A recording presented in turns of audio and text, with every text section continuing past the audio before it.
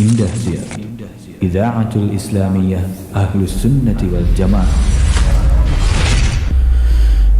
Ya, masih di 91,8 FM Radio Indosiar, siaran dakwah Indah Ahlussunnah wal Jamaah. Saudara pendengar, semoga dirahmati Allah Subhanahu wa taala dimanapun Anda berada.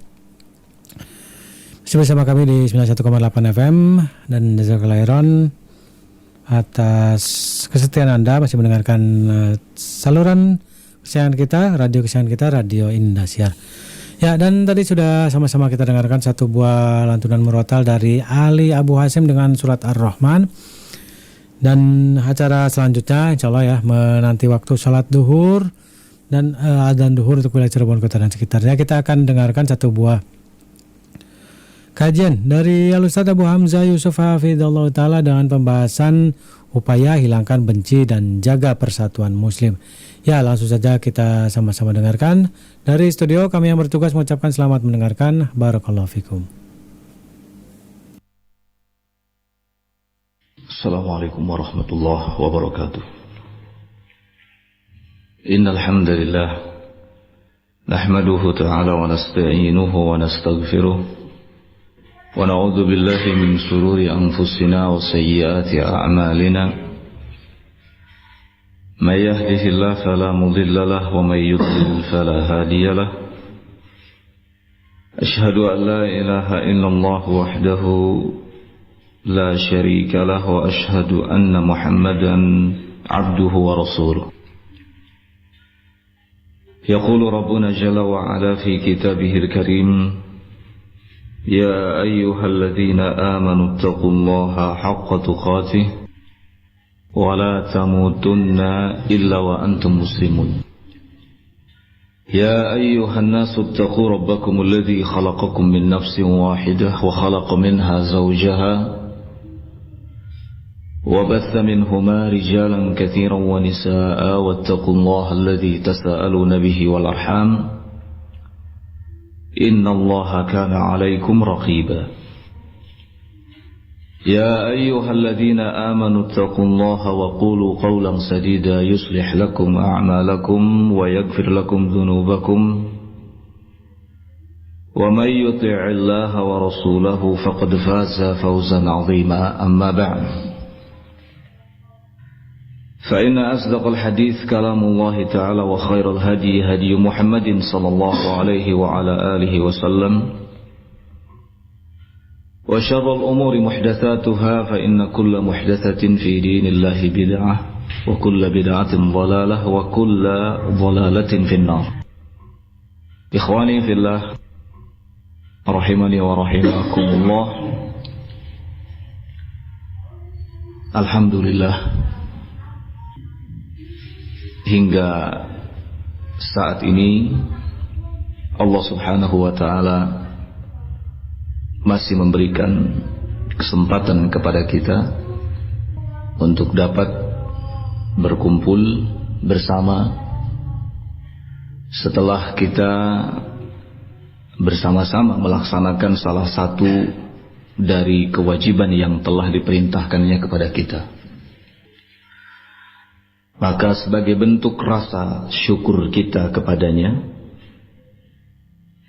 tidak ada salahnya jika kita manfaatkan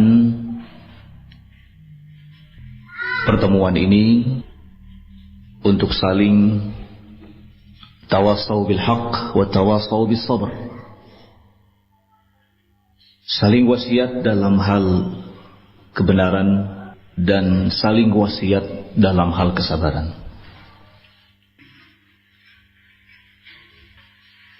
Di dalam sebuah hadis yang diriwayatkan oleh Imam Muslim rahimahullahu ta'ala dalam sahihnya,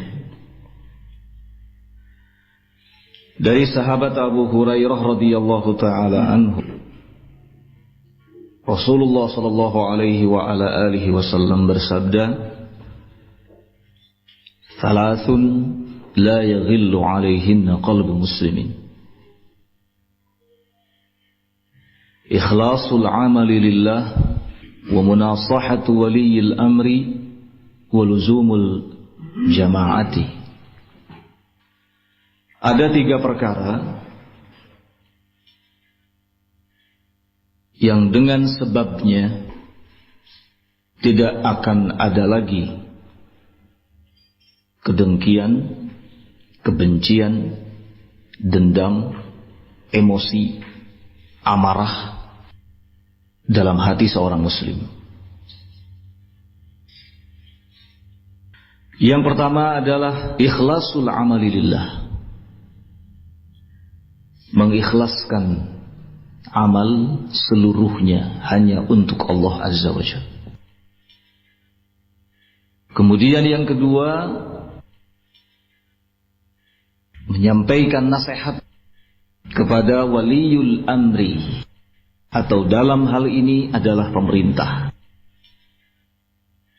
Dan yang ketiga adalah berkomitmen untuk menjaga persatuan dan kesatuan. 3 perkara yang disinggung oleh Nabi Sallallahu Alaihi Wasallam ini adalah merupakan kewajiban yang paling penting dalam agama kita. Dan secara umum, kalau kita mau mengelompokkan atau membagi semua kewajiban dalam agama ini yang diperintahkan oleh Allah Subhanahu wa taala, maka hanya ada 2 saja. 2 kewajiban saja. Yang pertama adalah kewajiban kepada Allah, dan yang kedua kewajiban kepada sesama hamba. Kewajiban kepada Allah adalah kita beribadah kepadanya dan tidak menyekutukannya dengan sesuatu apapun.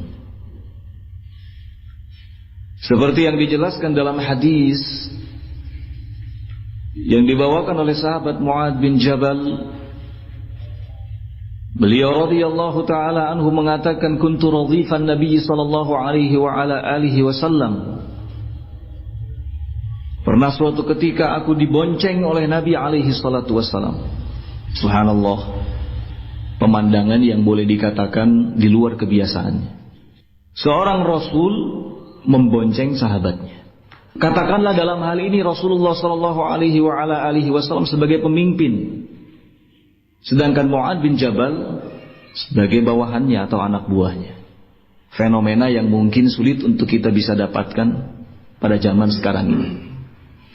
Karena biasanya yang namanya pemimpin, yang namanya seseorang sudah punya kedudukan jabatan, itu ingin selalu dihormati, dimuliakan, diagungkan, dilayani. Tetapi Rasulullah Shallallahu Alaihi Wasallam meskipun demikian keadaannya, beliau bukanlah sosok yang ingin dihormati, diagungkan, dimuliakan, dilayani. Tetapi beliau Shallallahu Alaihi Wasallam senantiasa melayani umatnya. Dari apa yang dilakukan oleh Nabi Shallallahu Alaihi Wasallam, setidaknya ada 2 faidah, ada 2 pelajaran penting bagi kita. Yang pertama, Rasulullah Shallallahu Alaihi Wasallam mengajarkan kepada kita sifat rendah diri. Kemudian pelajaran yang kedua,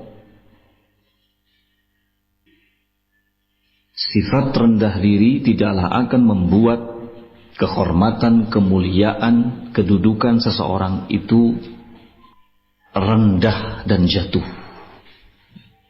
Dan ini diperkuat oleh sabda Nabi Shallallahu Alaihi Wasallam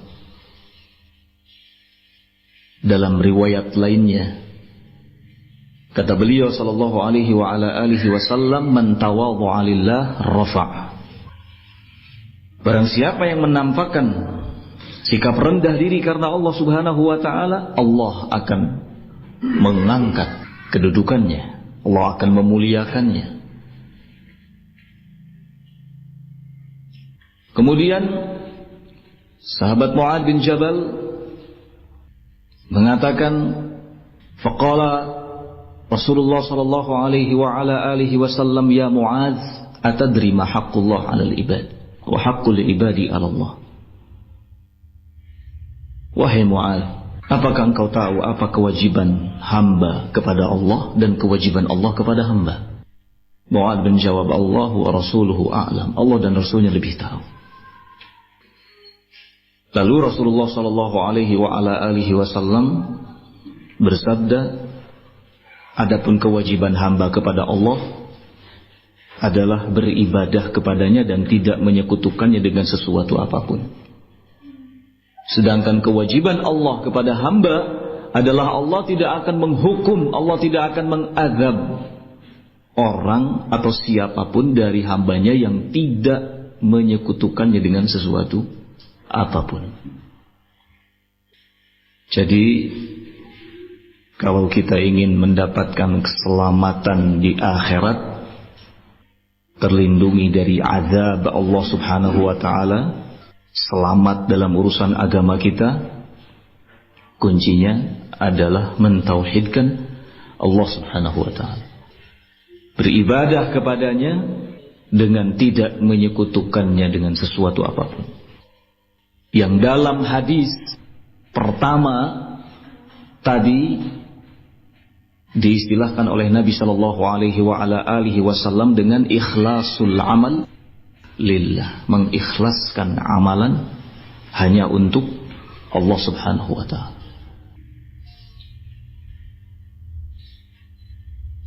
Nabi sallallahu alaihi wa ala alihi wasallam dalam hadis pertama dari sahabat Abu Hurairah radhiyallahu taala anhu tadi, beliau memberikan jaminan bahwa siapa yang mengikhlaskan amalannya hanya untuk Allah subhanahu wa ta'ala, maka tidak akan ada kedengkian, kebencian, emosi, amarah dalam hatinya. Mungkin ada yang bertanya, kenapa mengikhlaskan seluruh amalan hanya untuk Allah itu bisa meredam emosi, meredam amarah, meredam hasad, meredam dengki dalam hati? Jawabannya adalah bahwa orang yang mengikhlaskan seluruh amalannya hanya untuk Allah Azza wa Jal, tidak ada yang dia tuju kecuali Allah. Dia tidak pernah memikirkan keuntungan dunia. Dia tidak pernah memikirkan jabatan, tidak pernah memikirkan kedudukan, tidak pernah memikirkan sanjungan dan pujian manusia. Satu-satunya yang dituju dan satu-satunya yang diharapkan adalah ridha Allah subhanahu wa ta'ala.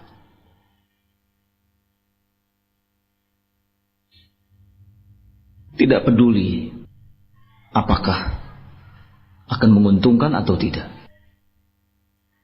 apakah akan ada pujian dari manusia atau tidak. Setiap kali melakukan satu kebaikan, satu amalan, maka yang dituju hanyalah Allah subhanahu wa ta'ala, bukan yang lainnya.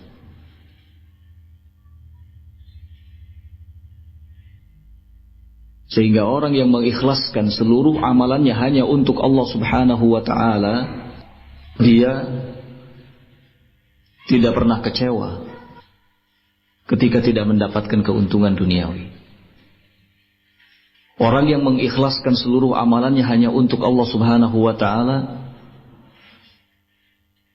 ia tidak akan marah, ia tidak akan dengki, ia tidak akan emosi ketika apa yang dilakukannya tidak mendapatkan pujian dari manusia. Inilah mengapa Nabi Shallallahu Alaihi Wasallam mengatakan bahwa ikhlasul amali lillah, mengikhlaskan amalan hanya untuk Allah Subhanahu wa taala, itu menjadi satu sebab yang dengannya tidak akan ada lagi perasaan hasad, dengki, dendam, emosi, amarah dalam hati seorang muslim. Kalau kita ketika melakukan satu kebaikan, kemudian ada perasaan merasa rugi dari kebaikan yang telah kita lakukan karena kita mendapatkan balasan yang buruk, maka mesti dipertanyakan sisi keikhlasannya. Apakah ketika kita melakukan kebaikan ini ikhlas karena Allah atau tidak? Kalau yang ikhlas Karena Allah Subhanahu wa ta'ala, ia tidak akan pernah merasa rugi. Sekalipun kebaikan yang dilakukannya mendapatkan balasan yang tidak setimpal dari manusia. Air susu dibalas dengan air tuba. Gak ada istilah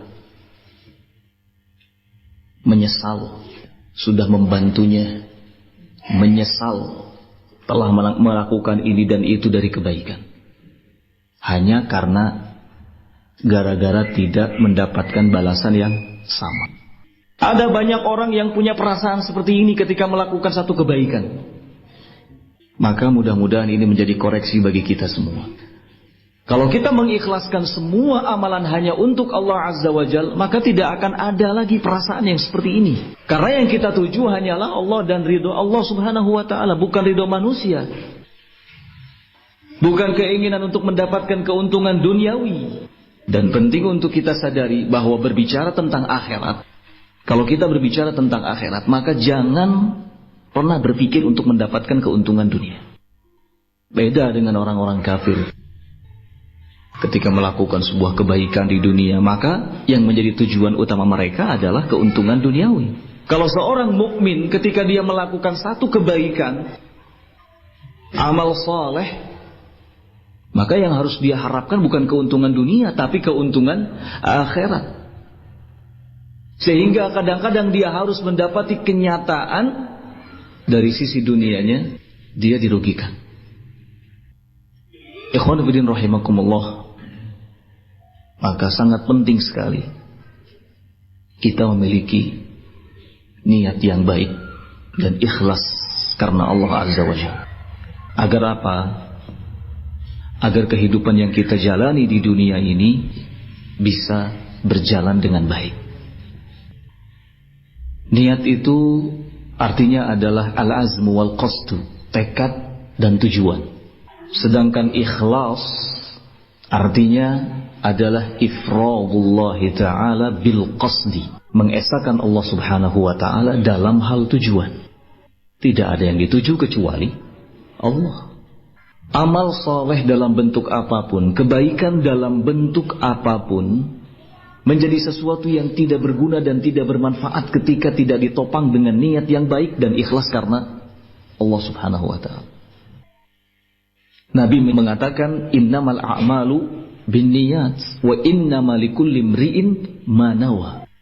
Sesungguhnya semua amalan itu bergantung kepada niat. Dan setiap orang akan mendapatkan apa yang telah diniatkannya. Ikhwan fillah rahimakumullah, kalau kita memiliki niat yang baik dan ikhlas karena Allah, sekalipun tidak dibarengi dengan amal saleh dan kebaikan, maka itu sudah bisa memberikan kemanfaatan. Ini pentingnya niat yang baik dan ikhlas karena Allah. Rasulullah sallallahu alaihi wasallam mengatakan, man hamma bihasanatin falam ya'malha katabahallahu indahu hasanatan kamilatan. Barang siapa yang mempunyai tekad, keinginan untuk melakukan satu kebaikan namun tidak dilakukannya, maka Allah Subhanahu wa ta'ala telah mencatatnya di sisinya sebagai satu kebaikan. Gara-gara ada niat yang baik, ada tekad, ada keinginan untuk melakukan kebaikan tetapi tidak dilakukan, maka itu sudah dicatat sebagai satu kebaikan ya. Jadi tidak ada amal soleh dan kebaikan yang bermanfaat manakala tidak ditopang dengan niat yang baik dan ikhlas karena Allah. Tetapi niat yang baik dan ikhlas karena Allah Subhanahu wa ta'ala sekalipun tidak dibarengi dengan amal soleh dan kebaikan, maka itu sudah bisa memberikan kemanfaatan. Apalagi kalau kemudian disertai dengan amal soleh dan kebaikan-kebaikan, maka pahalanya akan dilipat gandakan oleh Allah Subhanahu wa ta'ala menjadi 10 kali lipat, hingga 700 kali lipat, hingga berlipat-lipat banyaknya. Luar biasa.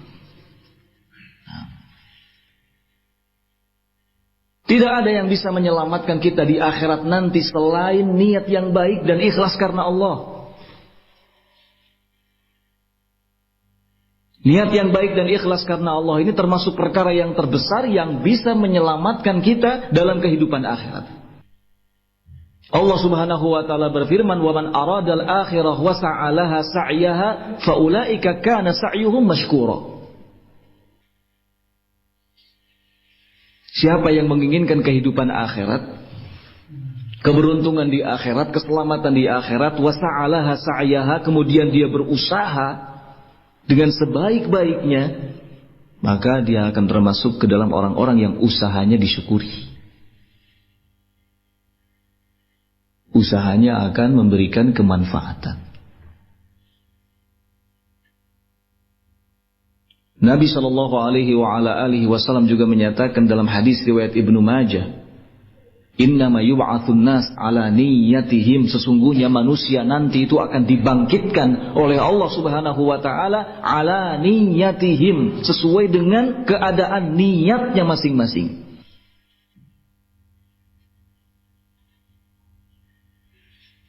Maka setiap kebaikan, setiap amal saleh yang akan kita lakukan, jadikan motivasinya dan dorongannya adalah niat yang baik, ikhlas karena Allah, semata-mata mendekatkan diri kepada Allah Subhanahu wa taala dan meraih ridhonya. Amal saleh, kebaikan banyak sekali bentuknya. Menuntut ilmu adalah bagian dari kebaikan dan amal saleh. Berdakwah adalah kebaikan dan amal saleh. Tarbiyah adalah kebaikan dan amal saleh. Berjamaah, bersatu padu, menjaga persatuan dan kesatuan adalah kebaikan dan amal saleh. Semua hal yang dicintai dan diridhoi oleh Allah Subhanahu wa taala adalah kebaikan dan amal saleh. Jadikan sekali lagi motivasinya hanyalah niat yang baik dan ikhlas karena Allah Subhanahu wa ta'ala. Karena memang itulah yang diperintahkan kepada kita. Wa ma umiru illa liya'budullaha mukhlishina lahuddi. Dan tidaklah mereka semua itu diperintah melainkan agar mereka beribadah dan mengikhlaskan seluruh amalan, seluruh peribadatannya hanya untuk Allah Subhanahu wa ta'ala. Jangan pernah mencari ridho manusia. Karena sebagaimana dikatakan, ridhon nas ghayatun la tudrak, tujuan manusia itu, keridhoan manusia itu adalah tujuan yang tidak akan pernah bisa dicapai. Kita akan lelah ketika kita mengejar ridho manusia. Ridho manusia itu hanyalah seperti fata morgana. Ketika kita kejar, ketika kita ingin meraihnya, maka ia akan semakin menjauh. Tidak ada ujungnya. Tidak ada garis finishnya. Mengejar ridha manusia sama saja dengan mengejar sesuatu yang tidak pasti. Mengejar ridha manusia akan menimbulkan rasa dengki, dendam, emosi, amarah dalam hati. Karena kadang-kadang dalam kehidupan ini kita harus mendapati sebuah kenyataan di mana kita hanya bertepuk sebelah tangan.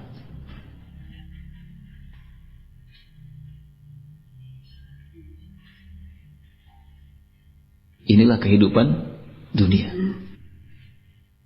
Tidak selalu apa yang kita harapkan itu sesuai dengan kenyataannya. Kadang-kadang kita menghadapi sesuatu yang tidak sesuai dengan harapan kita. Banyak fakta-fakta yang tak terduga dalam hidup ini. Dan kita harus siap menghadapinya. Salah satu bekal kita adalah niat yang baik dan ikhlas karena Allah Subhanahu wa ta'ala. Sehingga kita tidak akan terkejut, sehingga kita tidak akan celaka ketika menghadapi kenyataan-kenyataan dan fakta-fakta yang tak terduga, yang hanya Allah Subhanahu wa ta'ala saja yang tahu. Ikhwan fillah rahimakumullah. Perkara yang kedua yang disebutkan oleh Nabi sallallahu alaihi wasallam yang menjadi sebab tidak akan ada lagi hasad, kedengkian, emosi, amarah dalam hati seorang muslim adalah munasahatu waliyil amr. Menasehati pemimpin, menasehati pemerintah. Hal yang perlu untuk kita sadari dan patut untuk kita fahamkan kepada semua orang adalah bahwa pemerintah, pemimpin atau waliyul amri adalah manusia biasa. Kadang salah, kadang benar, tidak terus-terusan salah, tidak juga terus-terusan benar. Waliyul amri, pemerintah atau pemimpin, masuk dalam kerangka sabda Nabi Shallallahu Alaihi Wasallam, kullu bani Adam khata. Setiap bani Adam itu pasti melakukan kesalahan. Agar tidak ada rasa emosi, marah, dendam dalam hati kita ketika melihat kesalahan yang dilakukan oleh pemerintah atau pemimpin atau waliyul amri, maka upaya yang kita tempuh dalam menyikapinya adalah memberikan nasihat. Berbicara soal kesalahan pemerintah, kesalahan waliul amr, kesalahan pemimpin, maka sesungguhnya ini bukanlah hal yang baru. Bukan hal yang baru. Di masa Rasulullah Shallallahu Alaihi Wasallam sudah ada tipe-tipe pemimpin yang seperti ini keadaannya, melakukan kesalahan, melakukan kezaliman.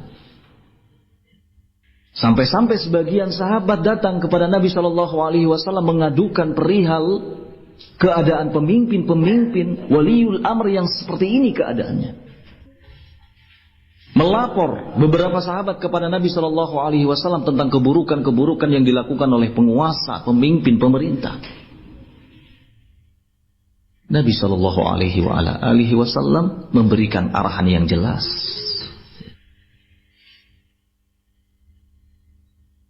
Ketika para sahabat tidak terima melihat kenyataan yang seperti itu, sampai-sampai mereka berkeinginan untuk melenyapkan pemimpin yang seperti itu keadaannya, kata Rasulullah Sallallahu Alaihi Wasallam kepada mereka, la ma aqamu fikumus shalah, jangan selama mereka mendirikan sholat.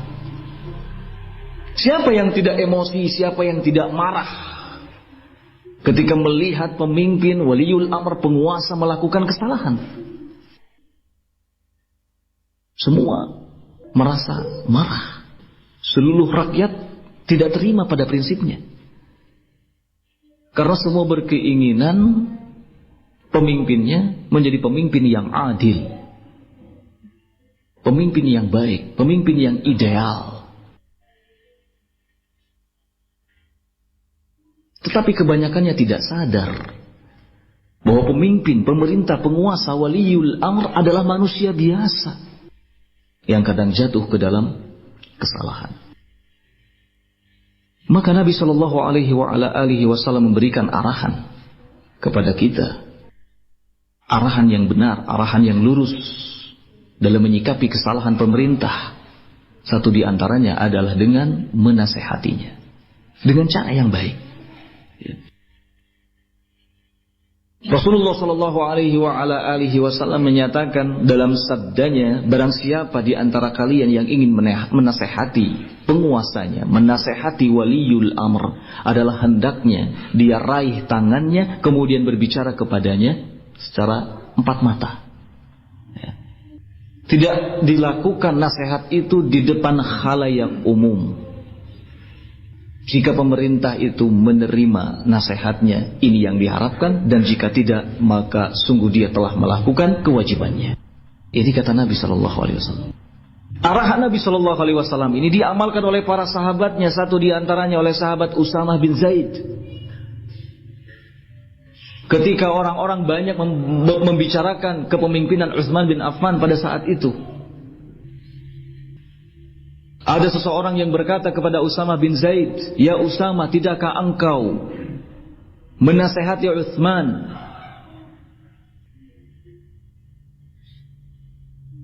Tidakkah engkau menegur Utsman? Apa jawaban Usama bin Zaid? Kata beliau radhiyallahu taala anhu, "Apakah karena kalian tidak mendengar pembicaraanku kepadanya, kemudian kalian anggap aku tidak menasehatinya? Aku tidak berbicara kepadanya? Sungguh aku telah melakukan hal ini antara diriku dengannya, 4 mata." Lalu kata sahabat Usama bin Zaid, "Aku tidak ingin menjadi orang yang pertama kali membuka pintu fitnah." Kata Imam Nawawi rahimahullahu taala, pintu fitnah yang dimaksud oleh Usama bin Zaid di sini adalah membicarakan kesalahan-kesalahan, kekeliruan waliyul amri di depan halayak umum. Dan fitnah ini sungguh telah terjadi di zaman kita. Telah terjadi di zaman kita. Mengumbar kesalahan, menampakkan emosi dan kemarahan kepada waliul amr, kepada pemerintah. Ini adalah fitnah. Yang dulu sahabat Zaid, Usama bin Zaid, merasa tidak ingin menjadi orang yang pertama membukanya. Tapi di zaman sekarang fitnah itu terbuka, fitnah itu nampak. Banyak orang yang sikapnya brutal, emosinya meluap-luap ketika melihat kesalahan waliul amr. Dan ini menjadi tugas kita untuk memahamkan sekali lagi kepada umat, kepada masyarakat, bagaimana sesungguhnya Islam mengajarkan sikap yang benar dalam menghadapi kesalahan yang dilakukan oleh penguasa. Termasuk dalam kategori nasihat kepada waliul amr adalah mendoakannya. Seperti yang disinggung oleh Syekh bin Baz rahimahullah. Ad-du'a li waliyil amri minan nasihah. Mendoakan waliul amr adalah termasuk nasihat. Yang perkara ini sudah banyak ditinggalkan. Semua terbawa oleh emosi dan amarahnya ketika melihat penguasa melakukan kesalahan. Lupa akan kewajibannya. Lupa akan tugasnya. Melupakan mendoakan waliul amr. Padahal para salaf seperti Fudail bin Iyad, Imam Ahmad dan yang lainnya selalu mengatakan, "Lau kana li da'watun mustajabah," seandainya aku memiliki doa yang diijabah, maka akan aku peruntukkan doa ini bagi kebaikan waliul amr, pemerintah, pemimpin. Kemudian termasuk menasehati waliul amr adalah as-sabru alaihim, menampakkan sikap sabar dalam menghadapi kesalahan, kezaliman yang dilakukannya. Nabi sallallahu alaihi wasallam mengatakan, "Man ra'a min amirihi syai'an yakrahuhu falyasbir." Barang siapa yang melihat dari waliul amrinya, dari penguasanya, dari pemerintahnya sesuatu yang tidak disukainya, maka hendaknya dia bersabar. Ini arahan Nabi sallallahu alaihi wasallam, bukan soal emosi, bukan soal dendam, bukan soal kedengkian. Tapi kalau kita mau bicara seperti apa arahan Nabi Shallallahu Alaihi Wasallam, maka jawabannya satu diantaranya adalah bersabar. Barang siapa yang melihat sesuatu yang tidak disukainya dari amirnya, dari penguasanya, dari pemerintahnya, falyasbir, maka hendaknya dia bersabar. Sampai kapan? Hatta yufrijullah alaina. Sampai Allah Subhanahu Wa Taala memberi jalan keluar yang baik untuk kita. Karena mestinya kita introspeksi diri. Ketika mendapati kenyataan bahwa penguasa yang ada di tengah-tengah kita adalah penguasa yang zalim, penguasa yang banyak melakukan kesalahan, penguasa yang merugikan rakyatnya, misalnya. Kewajiban kita sebagai rakyat yang pertama adalah introspeksi diri. Mungkin ini semua akibat dari pelanggaran yang kita lakukan terhadap Allah Azza wa Jalla. Jauhnya hubungan kita dengan Allah Azza wa Jalla. Allah Subhanahu wa taala berfirman, "Wa kadzalika nuwalli ba'dadh dhalimina ba'dhan bima kanu yaksibun." Demikianlah kami jadikan sebahagian orang-orang zalim itu menjadi pemimpin bagi sebahagian yang lainnya, bima kanu yaksibun, lantaran apa yang mereka lakukan. Dihukum oleh Allah Subhanahu wa taala dengan keberadaan pemimpin yang zalim. Karena kezaliman yang dilakukan oleh rakyat. Maka penguasa yang zalim akan bersama dengan rakyat yang zalim. Penguasa yang baik akan bersama dengan rakyat yang baik. Penguasa yang jahat akan bersama dengan rakyat yang jahat. Jangan pernah bermimpi mendapatkan penguasa pemerintah yang adil, yang baik, kalau kita sebagai rakyatnya belum bisa baik dan adil. Sangat wajar kalau dulu sahabat Ali bin Abi Thalib ketika dituntut oleh beberapa orang yang datang kepadanya, agar sahabat Ali bin Abi Thalib menjalankan roda kepemimpinan dengan baik, agar semua kekacauan yang terjadi itu tidak ada, seperti yang pernah terjadi di zaman Abu Bakar dan Umar. Maka sahabat Ali bin Abi Thalib mengatakan bahwa ketika Abu Bakar dan Umar menjabat sebagai khalifah, yang menjadi rakyatnya adalah aku dan orang-orang seperti aku, orang-orang soleh, orang-orang yang baik. Tetapi ketika aku menjabat sebagai khalifah, kata Ali bin Abi Thalib, yang menjadi rakyatku adalah kamu dan orang-orang seperti kamu, orang-orang yang jahat, orang-orang yang tidak soleh, sehingga akibatnya banyak terjadi kekacauan di sana sini. Ikhwan fillah rahimakumullah. Maka kesabaran sangat dibutuhkan ya, dalam situasi yang seperti ini ya.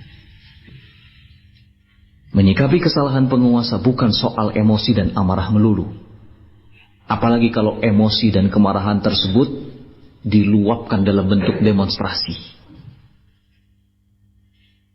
Lebih miris lagi kalau kemudian demonstrasi yang dilakukan itu dilabeli amar ma'ruf nahi mungkar. Apalagi kalau sampai dianggap sebagai bentuk membela Islam. Ya. Ini fenomena yang menyedihkan. Nah. Kemudian di samping doa, di samping kesabaran, yang termasuk ke dalam bagian dari nasihat waliul amr adalah as-sam'u wa ta'ah. Mendengar dan taat. Mendengar dan taat. Nabi alaihi salatu wassalam jauh sebelumnya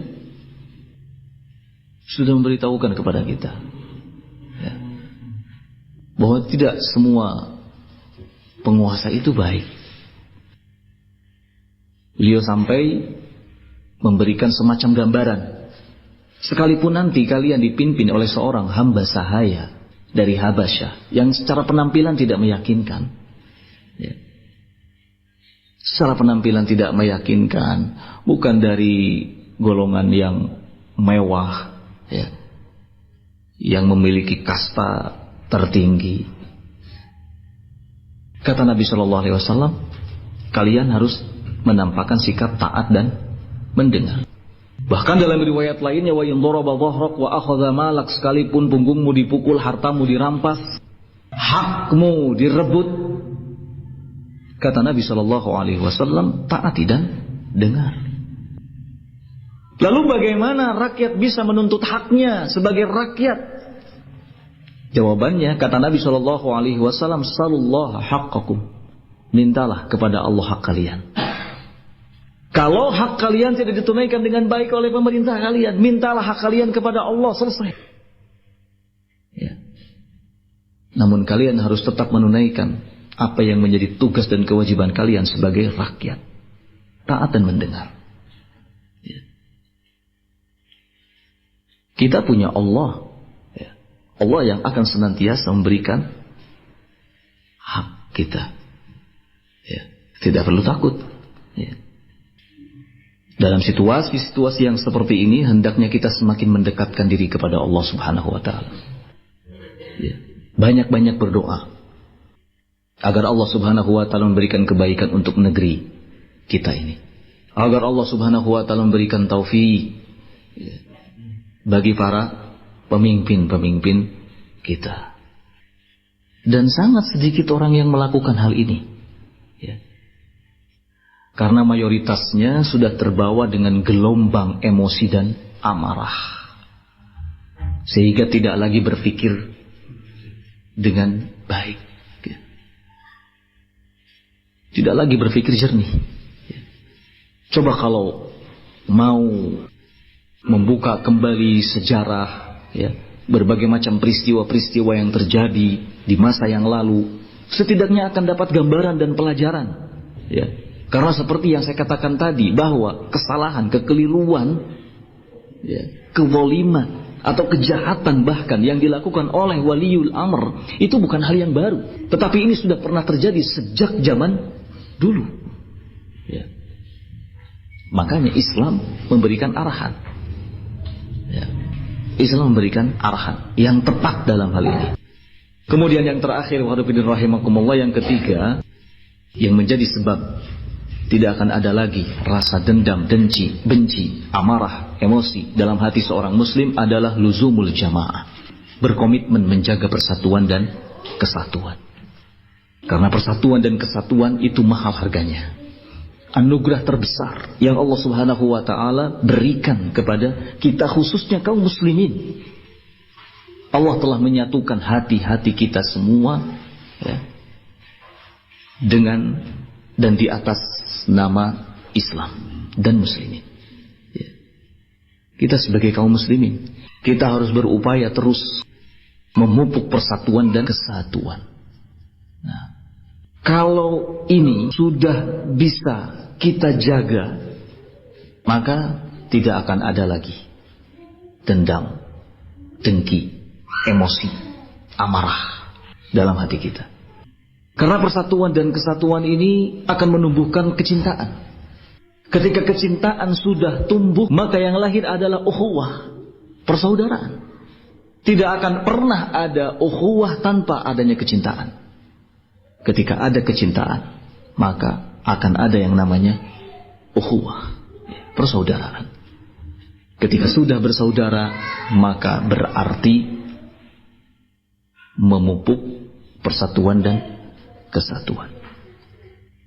Lantaran pentingnya hal ini, dulu Nabi Shallallahu Alaihi Wasallam ketika pertama kali datang ke Madinah, yang beliau lakukan adalah membangun ini, membangun persatuan dan kesatuan. Beliau tidak terlalu berambisi untuk memiliki kekuatan ini, memiliki kekuatan itu, membangun ini, membangun itu, tidak. Tidak terlalu berambisi untuk itu, tetapi yang beliau lakukan pertama kali adalah membangun jamaah, persatuan dan kesatuan. Beliau Shallallahu Alaihi Wasallam berupaya untuk menyatukan muhajirin dan ansor secara umum ataupun secara khusus. Secara khusus maksudnya adalah ada beberapa orang sahabat yang dipersaudarakan oleh Nabi Shallallahu Alaihi Wasallam.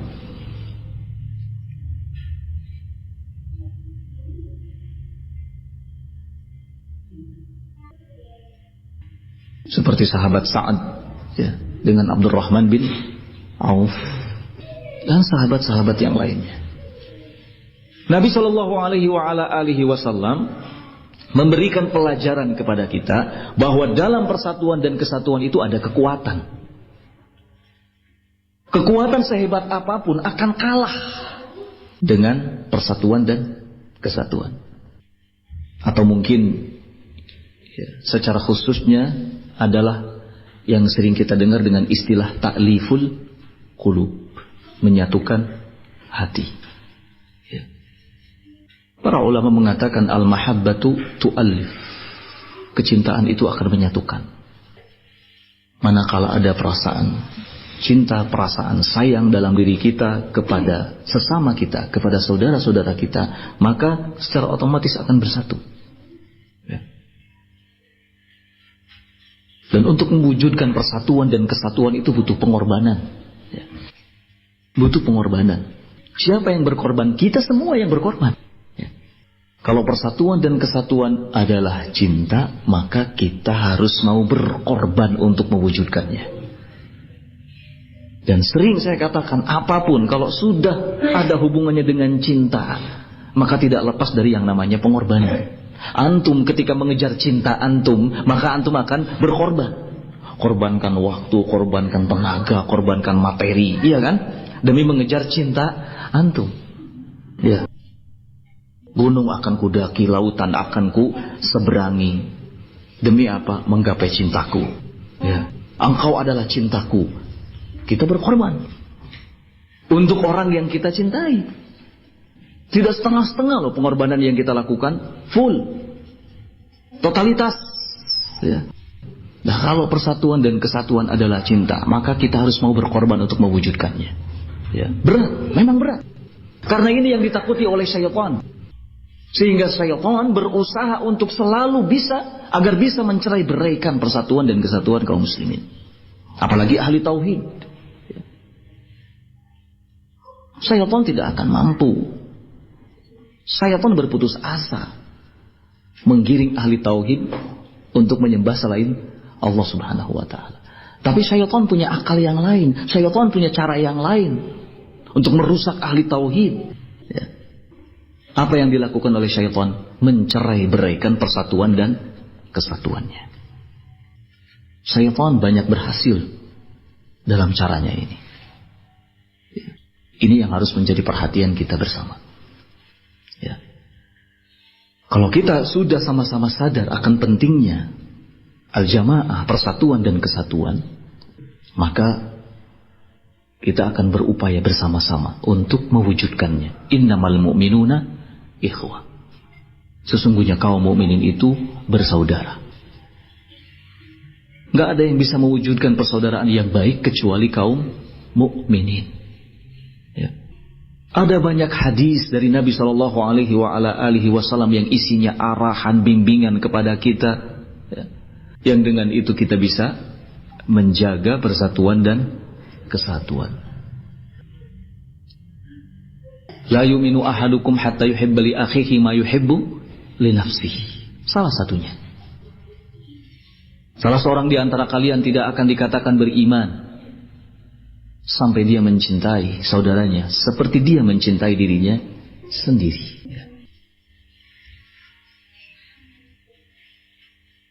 Ketika kita bahagia, maka kita pun harus berupaya untuk bisa menebar kebahagiaan ini, ya, kepada sesama kita. Kita harus bisa mewujudkan hal ini. Ya. Ketika saudara kita sedih, kita pun harus merasakan kesedihannya.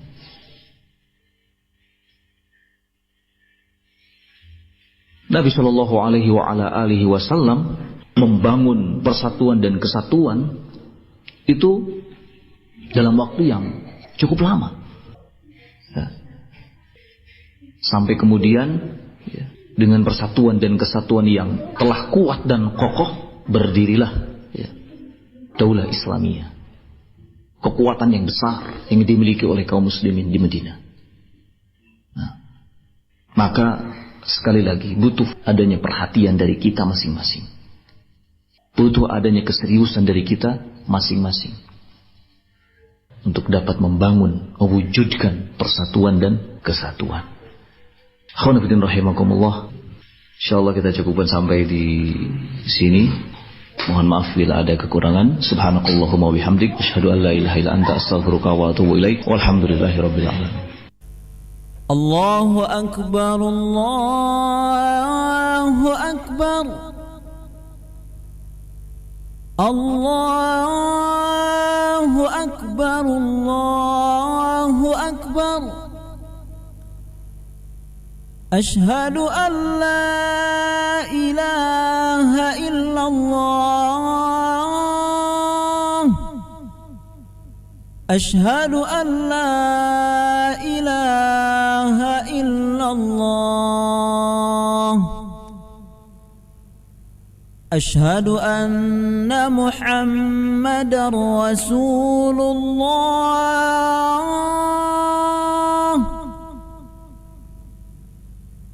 ashhadu anna Muhammadar Rasulullah.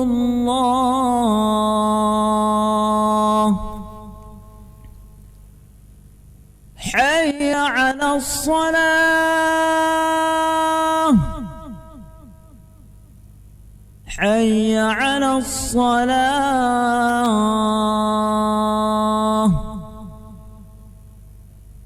حي على الفلاح حي على الفلاح الله أكبر الله أكبر لا إله إلا الله. اللهم رب هذه الدعوة التامة والصلاة القائمة آت محمدا الوسيلة والفضيلة وابعثه مقاما محمودا الذي وعدته. Ya Allah, Rabb seruan yang sempurna ini dan Rabb salat yang ditegakkan ini, berilah Muhammad wasilah, derajat yang mulia dan keutamaan serta kedudukan yang terpuji yang Engkau janjikan kepadanya. Indah Idza'ah